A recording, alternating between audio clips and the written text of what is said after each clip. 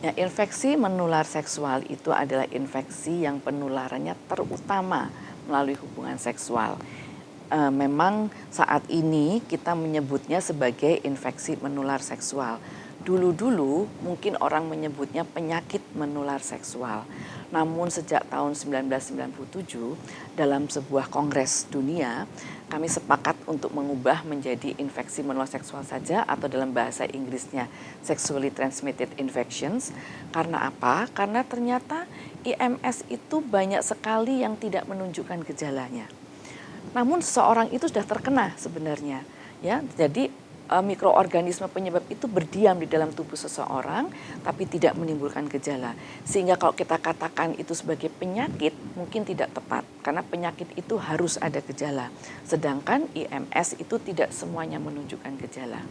Tetapi ya tadi itu, kenapa kok infeksi menular seksual? Karena penularannya terutama melalui hubungan seksual. Ada cara-cara lain lagi yang bisa menularkan IMS.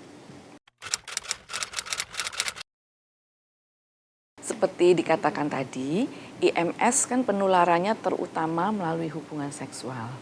Nah, hubungan seksual di sini bukan hanya kelamin dengan kelamin, tetapi hubungan seksual juga bisa mulut dengan kelamin ataupun anus dengan kelamin. Nah, itu yang penularan melalui hubungan seksual. Namun juga ibu hamil yang mengidap IMS dapat menularkan IMS tersebut kepada janin yang sedang dikandung atau bayi yang baru dilahirkan.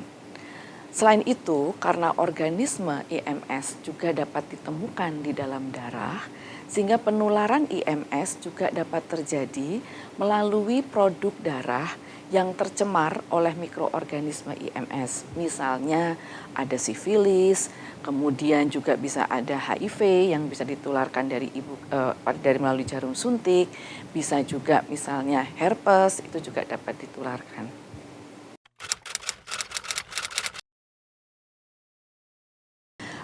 Kalau menurut dunia, IMS itu dapat dibagi menjadi yang curable dan incurable. Artinya yang dapat disembuhkan dan tidak dapat disembuhkan.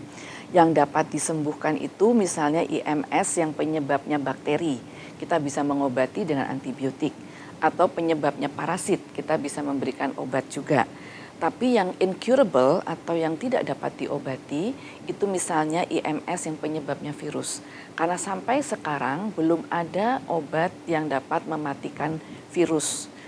Kemudian kalau menurut guru kami ya ahlinya yang kita sebut sebagai mbahnya IMS itu Profesor Dr. Saiful Fahmi Daily, beliau membagi IMS itu menjadi yang murni dan tidak murni. Yang murni artinya memang terutama hubungan seksual.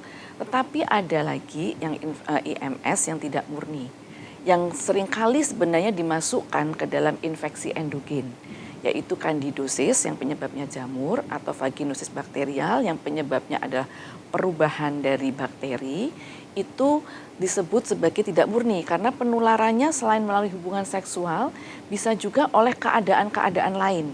Misalnya ada penyakit-penyakit tertentu yang menyebabkan seseorang mudah terkena jamur atau seseorang itu jadi mudah kena bakteri vaginosis bakterial tersebut.